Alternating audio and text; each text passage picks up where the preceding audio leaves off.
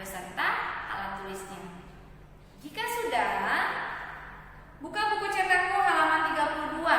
Materi kita pada hari ini mengenai kedudukan, sifat, dan fungsi Undang-Undang Dasar Negara Republik Indonesia tahun 1945 dalam sistem hukum nasional. Anak-anak baca terlebih dahulu materi kita di bagian subbab D, kemudian anak-anak dengarkan penjelasan menyanyi. B. Kedudukan, sifat, dan fungsi Undang-Undang Dasar Negara Republik Indonesia tahun 1945 dalam sistem hukum nasional. Undang-Undang Dasar Negara Republik Indonesia tahun 1945 dalam sistem hukum nasional merupakan kerangka dasar, aturan dasar, dan tugas pokok yang ditunjukkan untuk penyelenggaraan negara maupun kehidupan bernegara. Hal ini berarti Undang-Undang Dasar Negara Republik Indonesia tahun 1945 merupakan hukum positif yang tertinggi dan sebagai alat kontrol terhadap norma di bawahnya. Undang-Undang Dasar Negara Republik Indonesia tahun 1945 menjadi konstitusi pertama negara Indonesia merdeka. Di dalam Undang-Undang Dasar Negara Republik Indonesia tahun 1945 diatur kehidupan ketatanegaraan Indonesia. Secara sistematika, Undang-Undang Dasar 1945 terdiri dari pembukaan Undang-Undang Dasar Negara Republik Indonesia tahun 1945, di mana pembukaan Undang-Undang Dasar terdiri dari 4 alinea, kemudian batang tubuh atau pasal-pasal yang tersusun atas bab, pasal, ayat, aturan peralihan, dan aturan tambahan. Selanjutnya kita akan membahas hierarki atau tata urutan perundang-undangan di Indonesia. Hierarki atau tata urutan perundang-undangan di Indonesia merujuk pada Undang-Undang Nomor 12 Tahun 2011 tentang perundang-undangan yang terdiri atas Undang-Undang Dasar 1945, di mana Undang-Undang Dasar Negara Republik Indonesia tahun 1945 merupakan sumber hukum tertinggi dari keseluruhan produk hukum di Indonesia setelah Pancasila. Kemudian di bawah Undang-Undang Dasar 1945 ada TAP MPR. Selanjutnya di bawah TAP MPR ada Undang-Undang dan Perpu. Kemudian di bawah Undang-Undang dan Perpu terdapat peraturan pemerintah atau PP. Selanjutnya di bawah PP ada peraturan presiden, dan di bawah peraturan presiden adalah peraturan daerah. Nah, untuk peraturan daerah dibagi dua, yaitu peraturan daerah provinsi dan peraturan kabupaten atau kota. Nah, anak-anak, produk-produk hukum seperti undang-undang, peraturan pemerintah atau peraturan presiden dan lain-lainnya, bahkan setiap tindakan atau kebijakan pemerintah harus dilandasi dan bersumber pada ketentuan Undang-Undang Dasar Negara Republik Indonesia tahun 1945. Selanjutnya kita membahas sedikit mengenai produk perundangan dan lembaga pembuatnya. Nah, kita akan bahas dari TAP MPR. Lembaga negara pembuat TAP MPR adalah Majelis Permusyawaratan Rakyat atau MPR. Kemudian untuk UU, lembaga negara pembuatnya adalah pemerintah bersama DPR. Perpu dibuat oleh pemerintah atau presiden.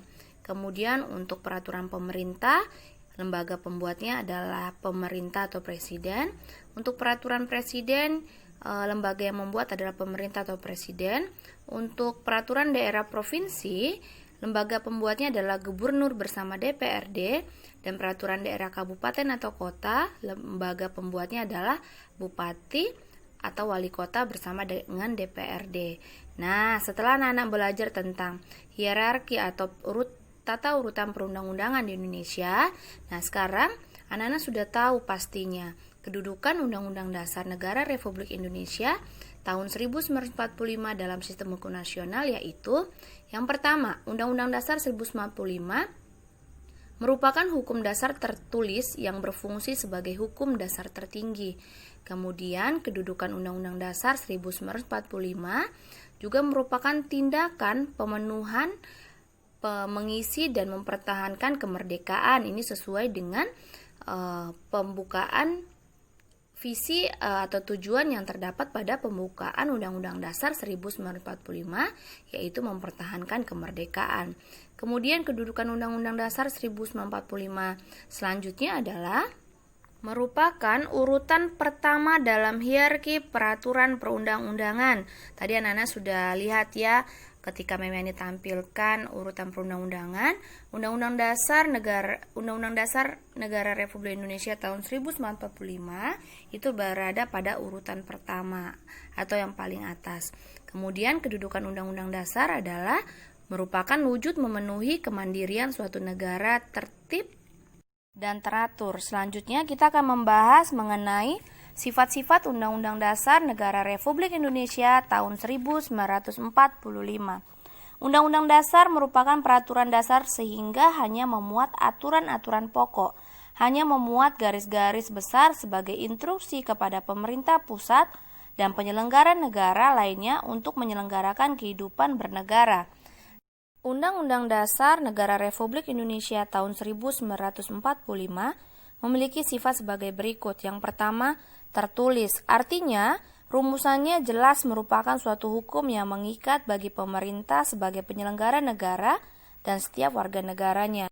Dan merupakan suatu peraturan yang tercantum secara tertulis dan jelas.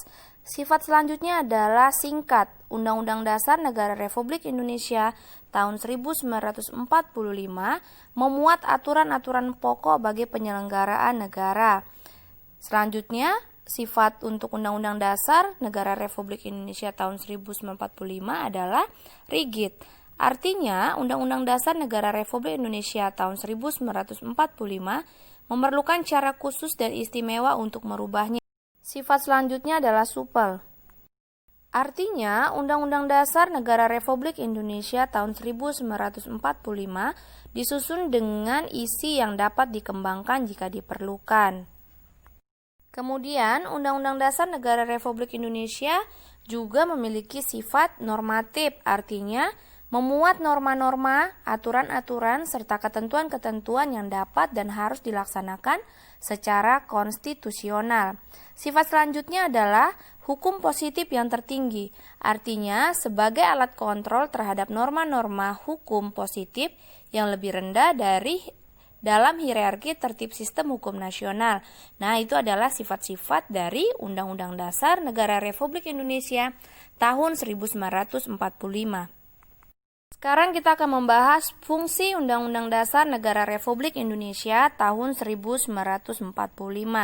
Sebagai hukum dasar, yaitu setiap produk hukum, tindakan atau kebijakan pemerintah, baik tertulis maupun tidak tertulis harus dapat dipertanggungjawabkan sesuai dengan ketentuan Undang-Undang Dasar Negara Republik Indonesia tahun 1945.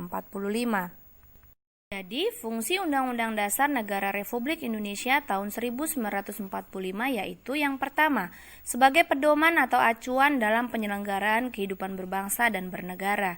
Yang kedua, pedoman atau acuan dalam penyusunan peraturan perundang-undangan, karena semua peraturan perundang-undangan harus dapat dipertanggungjawabkan kesesuaiannya dengan Undang-Undang Dasar Negara Republik Indonesia tahun 1945 dan muaranya adalah Pancasila sebagai sumber dari segala sumber hukum nasional. Yang ketiga, sebagai alat kontrol, yaitu untuk mengontrol apakah norma hukum yang lebih rendah sesuai atau tidak sesuai dengan hukum nasional dengan norma hukum yang lebih tinggi, dan pada akhirnya apakah norma-norma hukum tersebut bertentangan atau tidak dengan ketentuan yang terdapat dalam Undang-Undang Dasar Negara Republik Indonesia tahun 1945. Selanjutnya, fungsi Undang-Undang Dasar adalah sebagai pengatur. Undang-Undang Dasar Negara Republik Indonesia juga berperan sebagai pengatur bagaimana kekuasaan negara disusun, dibagi, dan dilaksanakan. Undang-Undang Dasar Negara Republik Indonesia tahun 1945 membatasi dan membagi kewenangan para penyelenggara pemerintah negara sehingga dapat tercipta keterkendalian dan keseimbangan di antara para penyelenggara pemerintah negara sesuai dengan asas trias politika dan menciptakan penyelenggaraan pemerintahan yang baik dan bersih. Fungsi selanjutnya adalah sebagai penentu. Undang-Undang Dasar Negara Republik Indonesia tahun 1945 juga berfungsi sebagai penentu hak dan kewajiban negara, aparat negara, dan warga negara. Nah, ini adalah fungsi dari Undang-Undang Dasar Negara Republik Indonesia tahun 1945. Dengan demikian, Undang-Undang Dasar Negara Republik Indonesia tahun 1945 berfungsi sebagai hukum dasar bagi pembentukan lembaga-lembaga negara. Fungsi dan hubungannya antara satu dengan yang lain, mengatur hubungan antara negara dengan warga negara, dan memuat cita-cita serta tujuan negara Republik Indonesia. Yang terakhir yang akan kita bahas adalah arti penting Undang-Undang Dasar Negara Republik Indonesia tahun 1945. Dengan kedudukan, fungsi, dan sifat yang istimewa, Undang-Undang Dasar Negara Republik Indonesia 1945 memiliki arti yang sangat penting bagi kehidupan bangsa dan negara, yaitu 1. Menjadi dasar dan sumber eksistensi berdirinya NKRI.